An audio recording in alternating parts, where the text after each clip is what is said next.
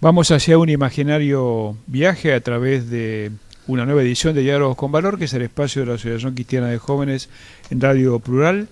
El itinerario pretende llevarnos a la estación de la reflexión serena, a la prudencia, que son atributos que frecuentemente están ausentes en la sociedad. Hace poco leímos una frase maravillosa de Mariam Cortas Seyd, vicepresidenta de la Fundación Barenboim Seyd. Ella decía, esta pacifista estadounidense, el humanismo es la última trinchera de resistencia que tenemos. El mundo asiste a una lucha sin cuartel entre quienes creen y trabajan en favor de la coexistencia intercultural y los que entienden que la lógica es un choque violento en el que alguno alcance la supremacía siempre volátil y efímera. Nada justifica que la vida sea tratada como una mercancía y que no importe defenderla o aniquilarla.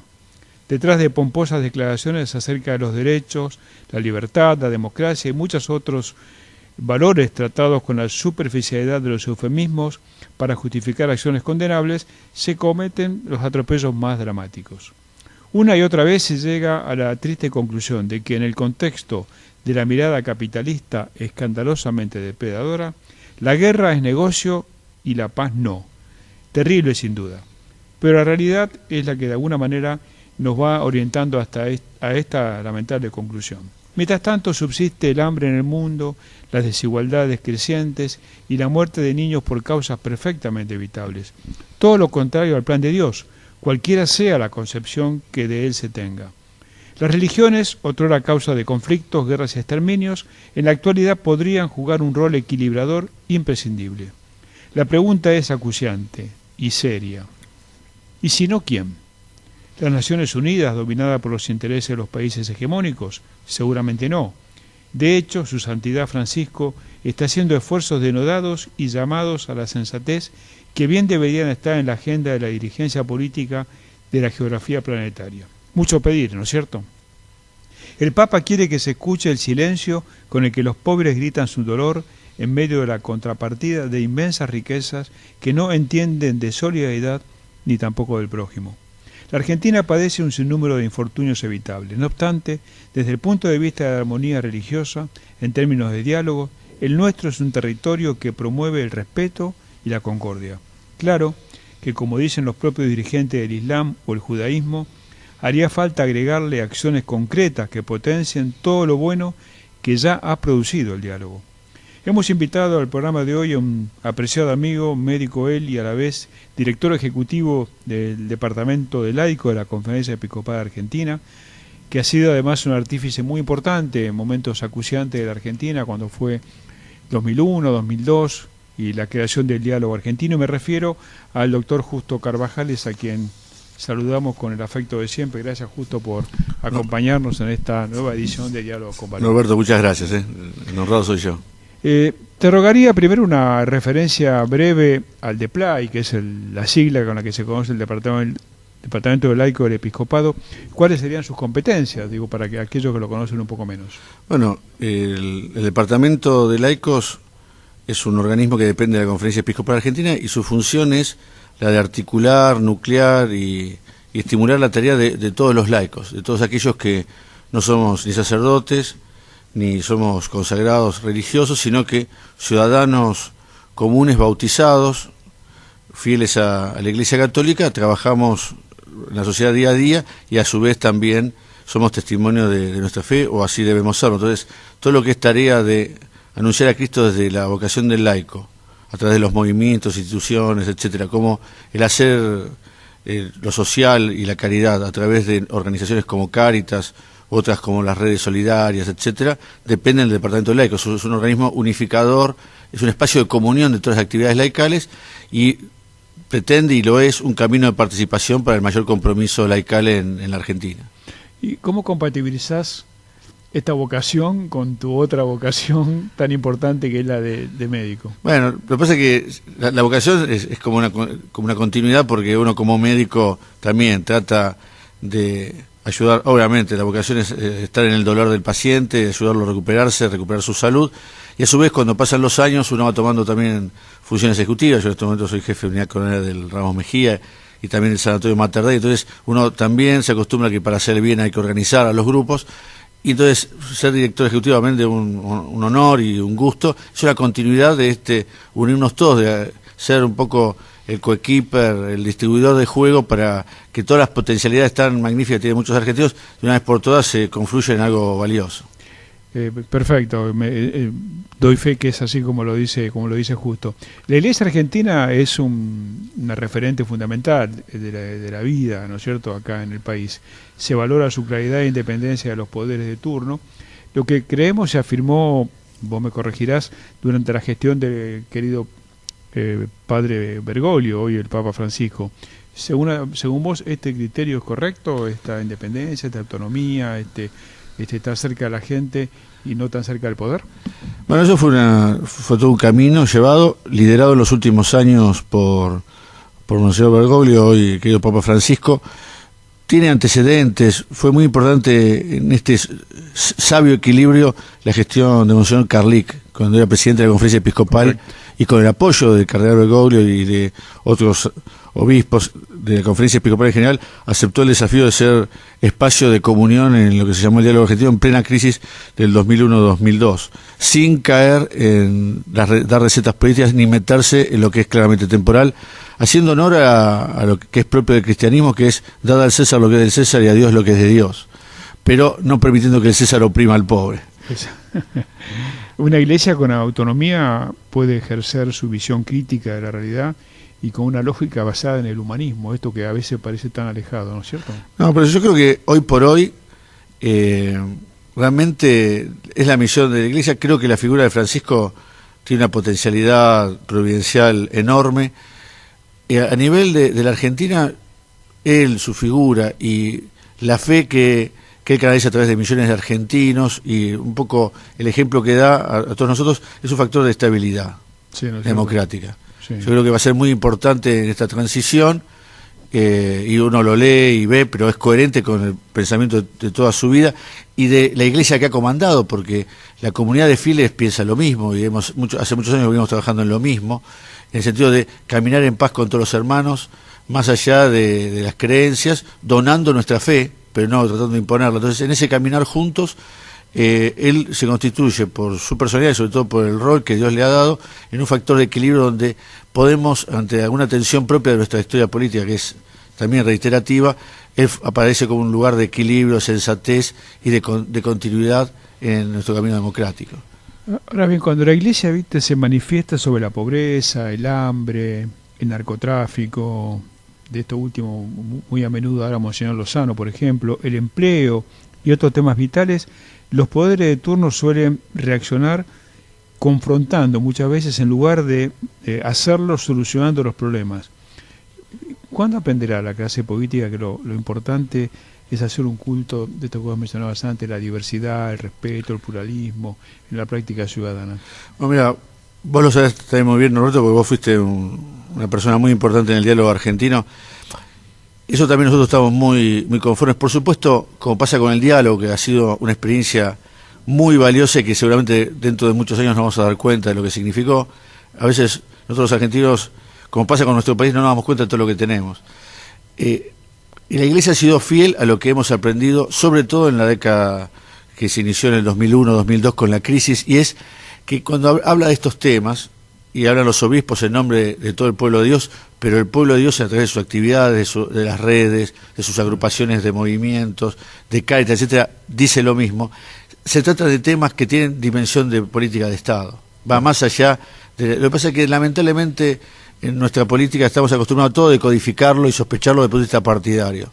El narcotráfico no es un tema ni para el poder de turno, ni para la oposición, es para todos los argentinos, porque la magnitud, lamentablemente, del problema es tal que excede a un grupo, por más buena intención que tenga, con lo cual, cuando hay una crítica o hay una presentación de la realidad, es para todos nosotros, los argentinos, para que nos pongamos a trabajar todos juntos, cada uno donde puede. Y rápidamente, y eso es importante seguir insistiendo, el gobierno tiene que, en vez de sentirse atacado, tiene que pensar en qué puede ayudar, y la oposición no tiene que pensar que es un ataque del gobierno con el cual puede meter, sino en qué puede ayudar, porque la pobreza...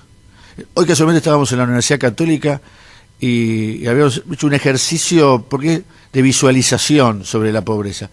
La pobreza, con los números más prudentes posibles, que pueden ser hoy por hoy los del barómetro de la deuda social de la Universidad Católica Argentina, te da alrededor de 26-25% de pobreza, que es un número frío, pero que si vos te lo imaginás como personas que unen sus manos, extendiéndolas en una línea recta, da la friolera, nos impresionó a todos, de 10.200 kilómetros de pobres. Una locura. O sea, desde la Quiaca hasta la Antártida. Y ese tema no es responsabilidad exclusiva del gobierno de Cristina Fernández, ni responsabilidad exclusiva de la década del 90, ni responsabilidad exclusiva, es responsabilidad de todos los argentinos, porque necesitamos de todos los argentinos para solucionarlo. Excede la magnitud de esa línea de 10.000 kilómetros, lo que puede hacer un gobierno, por más intencionado que sea, si la oposición no lo apoya, si la sociedad civil no lo apoya, si no controla al gobierno para que no se equivoque. Entonces, hay que tomarlo y decir, bueno, este es el desafío, vamos para adelante. Argentinos son las cosas, cada vez me queda más clara esa frase. Sí, la famosa frase de Ortega y Gasset. Ahora, me he preguntado, y vos también seguramente muchas veces, ¿qué sucedería si no existieran en la Argentina Cáritas y muchas otras organizaciones de la sociedad civil, ¿no? Nos incluye como Asociación Cristiana de Jóvenes junto a muchísimas otras que suplen la ausencia del Estado. La situación sería todavía enormemente mucho más por grave. supuesto, por supuesto. Hay una serie de pilares poco visibles o invisibles de la sociedad argentina de los cuales dependemos muchísimo.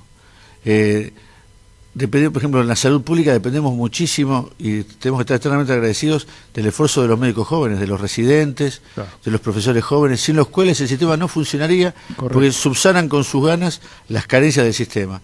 De Cáritas tenemos que agradecer que cientos de miles de personas no pasen hambre en la Argentina. Y eso, nuevamente, no tiene ningún tipo político. Es una definición que tenemos que solucionar. El otro tema muy importante es que sin los grupos de Madres del Dolor, otras agrupaciones sociales, el problema de la violencia sería mucho mayor. Pasa lo mismo con las redes de solidaridad de profesionales, sí, con la red solidaria, con las organizaciones mutuales de la comunidad judía, musulmana, etcétera, en el sentido que se hace mucho bien en forma silente, que debe ser hecho y que tiene que estar complementado con el Estado. Pero básicamente el mensaje es que hoy por hoy, seamos del partido que seamos, como argentinos tenemos una serie de desafíos, algunos de los cuales son bastante nuevos, como el del narcotráfico y el consumo de drogas, que nos expone al desafío de trabajar todos juntos, si no, no vamos a poder con el tema. Absolutamente. No vamos a poder con el tema. Absolutamente. ¿Cómo estás viendo este primer año y medio de Francisco, que se ha convertido además de referencia religiosa en un líder del mundo, ocupando espacios vacíos por la inoperancia digamos, de la comunidad internacional? ¿Cómo lo estás viendo? No, yo creo que es un momento de mucha gracia. Creo que desde el punto de vista de la fe lo que ha hecho es, le ha mostrado a la gente, a veces reflexiona, hemos charlado con los asesores espirituales, etcétera. El mundo ha quedado impactado por ver en él una pequeña parte del rostro de Cristo. Uno como hombre de fe se impresiona de lo que es Jesucristo cuando ve que una persona que se ha transformado en un reflejo de una de las partes, de las características de Jesús, no de todo porque Jesús es inabarcable, conmueve tanto a la humanidad. Y esa cercanía, la gente ha sentido el testimonio de Jesús caminando por el mar de Galilea, al lado sí, de los pescadores. Esa cercanía, ese bajarse del púlpito, el ser un hombre, sin embargo, transmitiendo la voz de Dios. Y el otro punto muy importante que vos lo acabas de resaltar también es realizar un proceso de purificación de la Iglesia y sobre todo, el que vos remarcabas de la paz, de haber puesto la oración no como un elemento, él mejor que nadie lo sabe que este es un inicio de camino, que la oración sea un elemento movilizador de la paz, porque cuando el hombre ora con otros, no pelea. Claro. Entonces, el tema de que eso se haga costumbre en conflictos tan severos, donde la irracionalidad está trepando, es muy importante. Por supuesto, habrá idas y venidas, pero porque sabemos cómo va a actuar, va a mantener ese espíritu y el gran legado va a ser que la oración une al hombre y que uno puede hablarle a Dios en distintas lenguas y hasta con distintas creencias. Pero el hecho de rezar te pone al hombre en una actitud contemplativa que evita la guerra. Claro, claro. Y reconoce que hay algo superior a él. Exactamente. ¿No es cierto? Recordamos que estamos dialogando con el doctor Justo Carvajales, que es el director ejecutivo de TEPLAY y además médico cardiólogo. ¿Coincidís en esto que es muy perverso, ¿no? La pregunta, la reflexión en todo caso muy perversa, que en este mundo que nos toca vivir, la guerra es negocio y la paz no? No, por supuesto. No, eso no cabe ninguna duda. Aparte, con un gran cinismo, pero ahí también va a depender de la respuesta de los pueblos. Ahí los pueblos van a tener que imponer la agenda a los gobiernos, en el sentido que de plantear el tema de la paz. Y yo creo que las autoridades morales, sobre todo, y la verdad, encabezadas por el Papa, por la situación actual, junto con otros líderes religiosos, tiene que marcar. Yo creo que hay dos hitos muy importantes. Uno que fue completo, un punto en el camino que fue esa jornada de oración que impidió el ataque de Estados Unidos y algunos aliados a Siria, que se demostró que era una locura, porque ahora están haciendo todo lo contrario.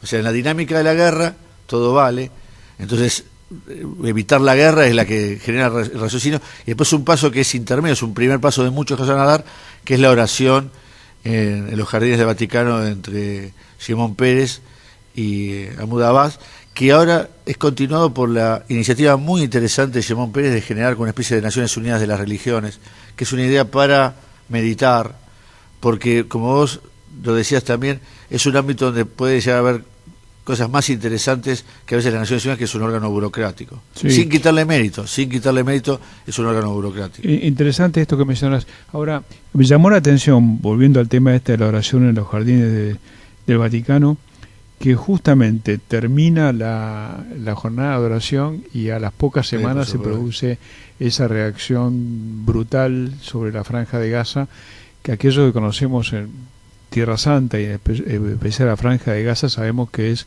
un territorio trampa para la población. ¿Cómo lo bueno, porque es la escatológicamente es siempre los que quieren el mal van a reaccionar ante una posibilidad de concordia. Vos fíjate que cómo nace esto, con el secuestro y muerte de 3 jóvenes, aparte atacando a los jóvenes, el lugar más sensible no fue fríamente calculado, y la venganza de matar a un joven musulmán como revancha. Entonces, matar a la juventud era asegurarse nuevamente el odio, que tiene que ser nuevamente cenado con oración, volver a ver otros intentos, porque también es cierto que la maquinaria de guerra, que está y que hace negocios, convive con una cultura de la guerra que está alineada en pequeños grupos que terminan de contaminar a la comunidad. O sea, qué mal que le hace al Islam tener una banda de forajidos como el Estado Islámico, el califato, pero qué interesante, que mata por no compartir la religión, pero que nunca se los ve rezar antes. Claro. Y la propia gente... En realidad no sean capaces de hacerlo delante del Corán, porque no es el espíritu del Corán. Al contrario, la gente del Corán, entonces, cuando lees habla mucho más sobre la paz.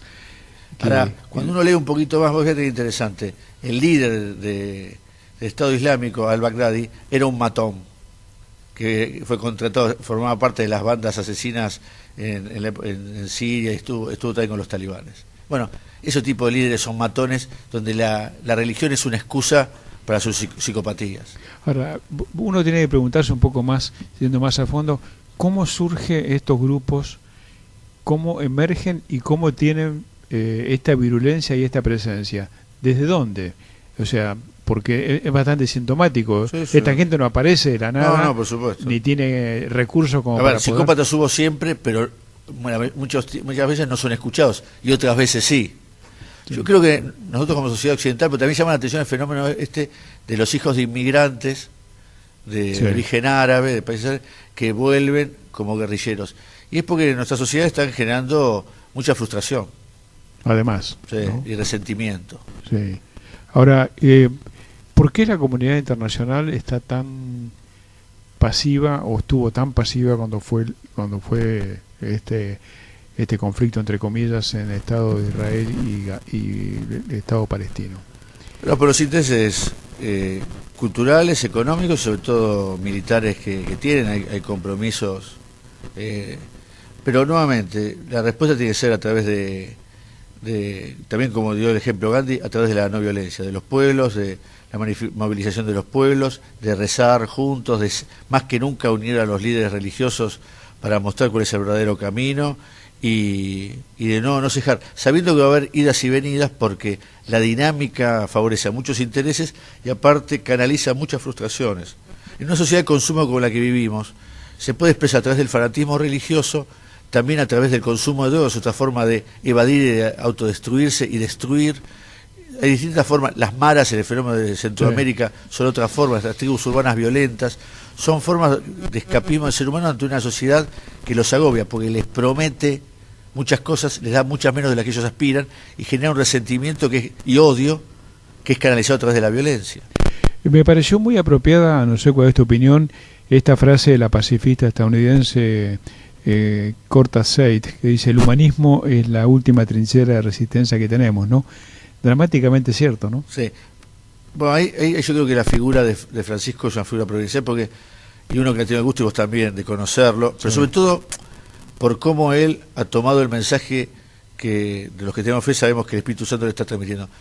Él, estoy convencido que es eso, pero él es un hombre que lo que va a intentar es que las trincheras de la paz cada vez avancen más sobre el campo de la muerte.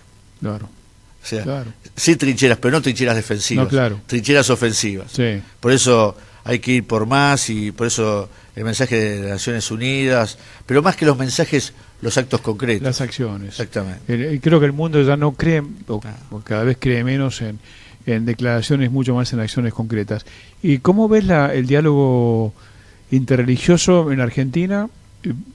Bien, en términos generales, muy bien. Muy bien. La comunidad judía y la comunidad islámica, como decíamos en la introducción, dice, bueno, habría que pasar un poco más al terreno de los hechos, el diálogo. ¿Y cómo ves lo ecuménico en la Argentina? ¿Cómo ves la relación ecuménica, es decir, entre cristianos? Entre cristianos. Bueno, yo creo que lo interreligioso es un ejemplo, por algo el Papa pudo hacer esos gestos con la experiencia interreligiosa de la Argentina. Eso es un regalo que la comunidad argentina, nosotros que a veces somos tan críticos con lo que hacemos, también tenemos que reconocer que el Papa pudo trabajar el ejemplo con lo que él había vivido en nuestra sociedad. Claro que sí. Con Escorca y con Abud. Y que no es nuevo. Entonces eso también fue una donación de la sociedad argentina a la humanidad. Por otro lado, el tema a nivel interreligioso mundial, sí, falta pasos, pero me parece que no haya sido solamente el Papa, que ahora lo de Simón Pérez haya existido, que Mahmud Abbad haya mantenido una actitud muy prudente, muestra signos de positivización. Por supuesto, queda el desafío enorme de los grupos ultra fanáticos. Hay un desafío para todos, para el cristianismo, grupos sobre todo muy de derecha de Estados Unidos, que tiene mucho que ver también con el capitalismo. Claro. El desafío de la religión judía, sobre todo del Estado de Israel, con los grupos ultraortodoxos que invaden permanentemente el territorio, y los grupos como Hamas, los grupos como el Estado Islámico, como Al-Qaeda en el Islam. Que la verdad que la única manera de superarlo va a ser dentro de las mismas comunidades. La misma comunidad va a tener que generar una resistencia a esto. Porque si no, casualmente, tratar desde afuera de corregirlo, sí rezando, pero no interviniendo, porque si no, se establece nuevamente la guerra. Más allá de alguna intervención que tiene que hacerse, como dijo muy bien el Papa Francisco, a través de las Naciones Unidas, en el tema de poner zonas de demarcación donde no puedan depredar a los pueblos indefensos. Lo que se ha visto en las últimas semanas, hacía bastantes décadas, probablemente desde la guerra de Bosnia y Herzegovina, que no se veían barbaridades así. Sí. Entonces, eso necesita un equilibrio internacional, pero hay que ir más por lo interreligioso. Con respecto al tema de lo ecuménico de la Argentina, hay una vieja y valiosa relación ecuménica con las iglesias cristianas tradicionales, sí. Y se inició, y también con Bergoglio, eso es verdad, un camino muy floreciente que sí tiene que ser llevado más a los hechos, pero que hay voluntad de las dos partes, con Asier y con el resto de las agrupaciones cristianas evangélicas, de seguir trabajando juntos. Los líderes, doy fe, fueron muy generosos en el diálogo argentino, vos también lo sabés, sí. Siguen formando parte de todos los foros, con lo cual existe una gran posibilidad. Esa es una de las riquezas que no podemos permitirnos no aprovechar los argentinos. Claro. Sobre el diálogo argentino, como se llama ahora, diálogo ciudadano, ¿no? Que también te tiene a vos como uno de los mentores y además de lo que lo sostienen.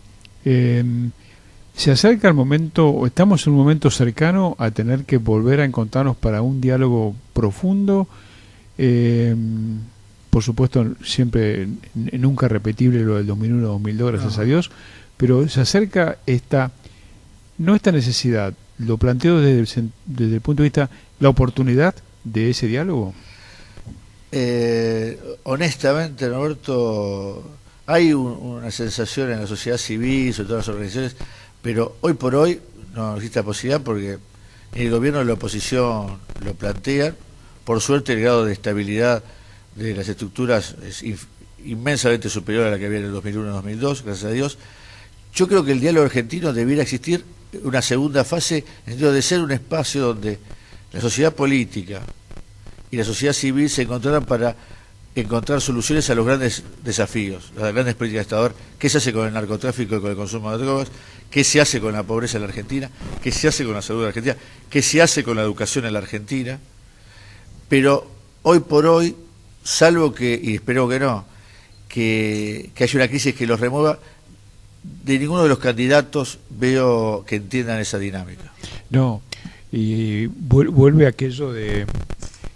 ¿Vos te acordás en el diálogo argentino? Hubo aquello, una vez pasada la crisis, la sociedad civil otra vez... Fue apartada, exactamente. Apartada.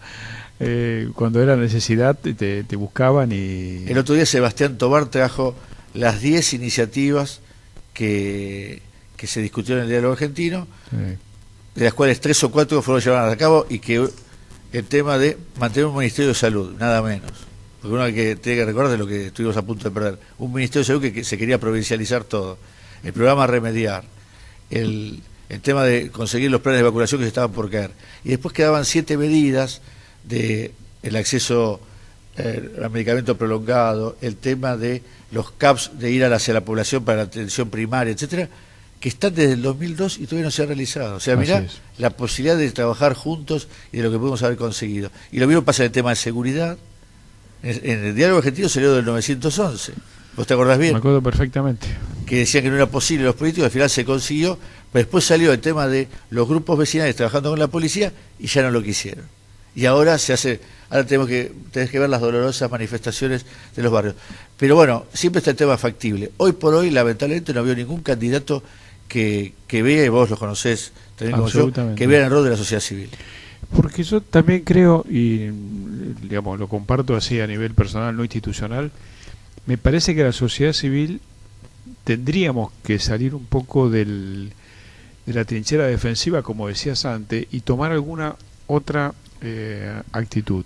Por ejemplo, esto lo he compartido con otros invitados a este programa, por ejemplo, el control de los organismos de control a través de la participación directa de la sociedad civil.